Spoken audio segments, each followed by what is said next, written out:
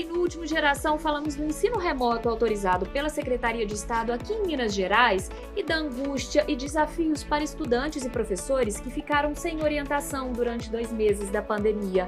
Hoje nós vamos falar de como está a educação à distância nas escolas particulares de Belo Horizonte, os desafios para implantar esta modalidade de ensino e as dúvidas de pais, adolescentes, crianças e dos próprios educadores em relação à qualidade desta aprendizagem. Como é que eu estaria passando esse conteúdo para os meus alunos? Se eles iriam aprender, se estava sendo atrativo para eles, né? Tem muito do psicológico, de você, por exemplo, estar estudando à distância e parar e ver esse tanto de notícia ruim, com os números crescendo, e ainda mais com toda essa indecisão e com essa falta de ação contra o Covid-19 aqui no Brasil.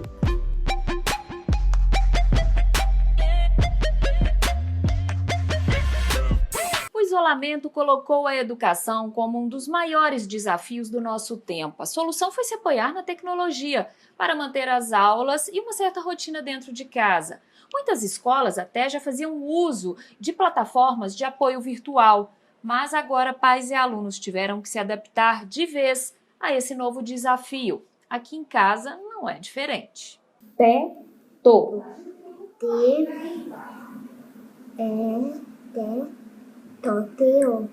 Isso, muito bem. Este é o Pedro, que tem 6 anos e está no 1º ano do fundamental. Ele estava sendo alfabetizado e o processo regrediu aqui em casa. Eu não consigo escutar nada. O mais difícil são as aulas online. Pedro não tem paciência. Muito ruim. Por quê? Porque é a pior coisa do mundo. Foi de uma aula de 10 minutos. Quer dizer, 10 horas. São 10 minutos que parecem 10 horas? Uhum. Eu e meu marido revezamos, porque em alguns momentos é a nossa paciência que acaba. Vamos, Pedrão. Tá demorando. Vamos? Miguel está no 3º ano do fundamental e o volume de conteúdo é bem maior. Ele faz sozinho as tarefas, nós só corrigimos, mas ele sente falta das aulas presenciais. O que fica mais difícil de aprender à distância, porque a gente não consegue aprender direito, porque eu não consigo falar porque ela manda vídeo aula. E quando a dúvida chega, não tem ninguém para responder, só se tiver um adulto por perto. Miguel e Pedro nunca tiveram aula online, é a primeira experiência. No início as aulas eram gravadas e agora a escola faz as aulas ao vivo. No início eram 1h30, agora são 2h30. A gente percebe que é importante eles manterem esta rotina de contato com os colegas, com a professora, fazendo exercícios, mas a grande dúvida é se eles realmente estão aprendendo. A escola ainda não informou como vão ser as avaliações, mas nós, pais, ficamos realmente preocupados se o que a professora passa de novo, de conteúdo todo dia, se eles realmente estão aprendendo aquela matéria. Não é fácil, viu? Mas essa é uma realidade que se repete em milhares de famílias mineiras com filhos em idade escolar.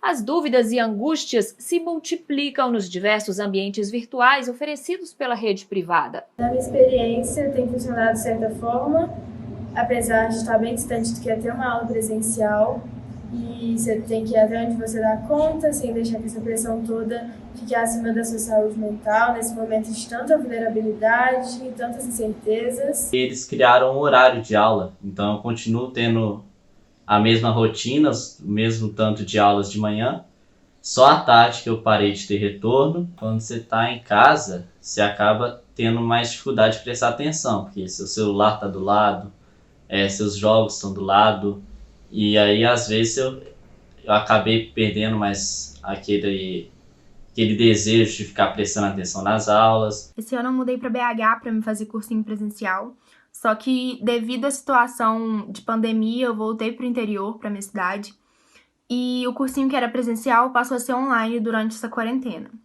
O meu cursinho, ele disponibiliza aulas online e aulas gravadas. E ele deixa a critério do próprio aluno escolher qual que é o melhor método.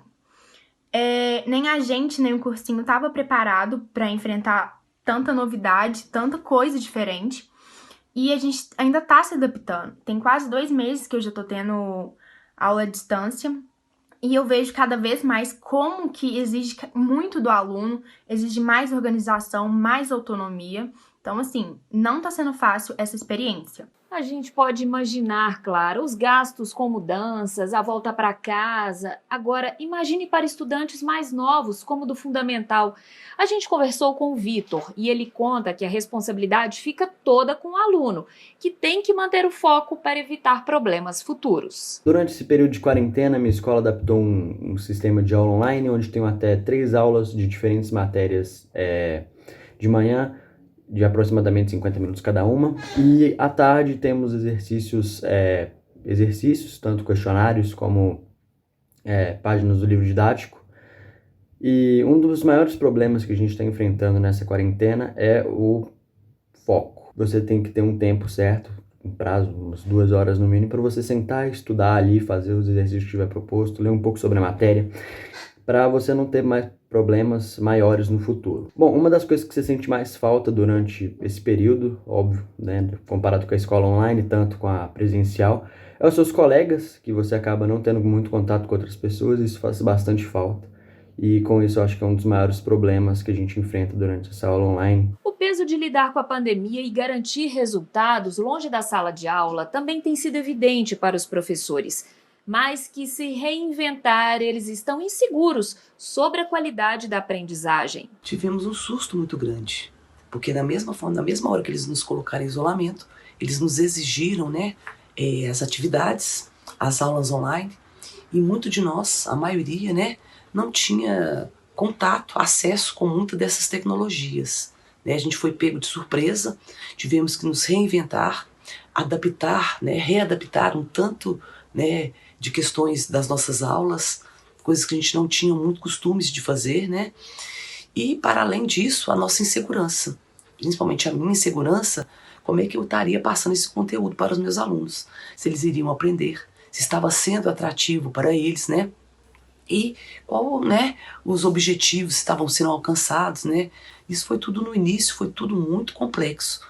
E, para além disso, tem as questões também pessoais, né, que muitas das vezes, como a gente está em casa, né, 24 horas, começaram a misturar as questões profissionais, pessoais, tudo no mesmo ambiente. Eu tenho uma filha adolescente também que está cursando ensino médio, que eu preciso estar atendendo, preciso algumas vezes estar ajudando ela, né?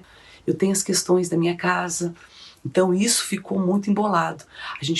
Eu percebi que a jornada de trabalho, nossa, ela aumentou em muito, né? E a gente tem uma incerteza, a gente não sabe o impacto disso futuramente. A gente foi conversar com uma psicopedagoga para saber da eficiência da educação à distância na aprendizagem dos alunos.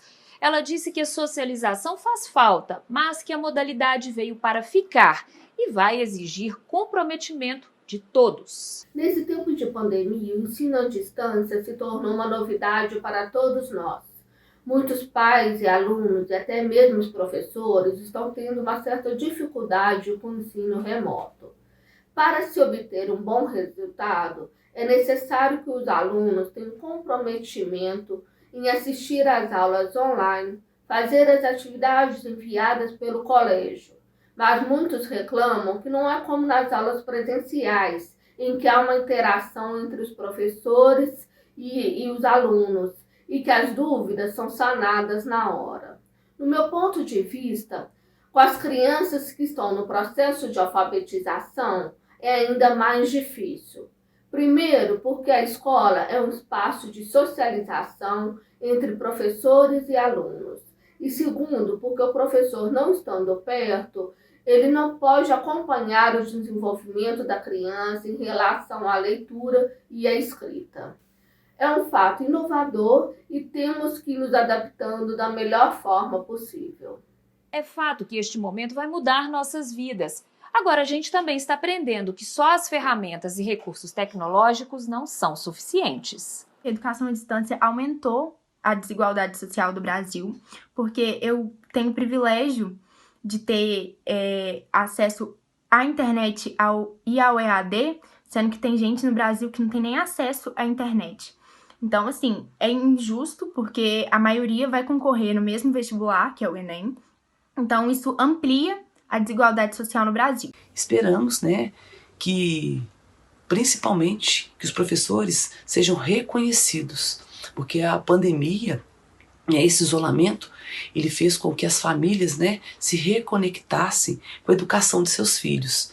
Então, futuramente eu espero, né, que esses responsáveis, que as famílias possam valorizar mais os seus professores. Por isto, nesta situação, o diálogo e escuta entre pais, estudantes e escola é fundamental para se encontrar, quem sabe, um caminho junto com o poder público que ajude a produzir uma educação mais justa e valorizada em Minas.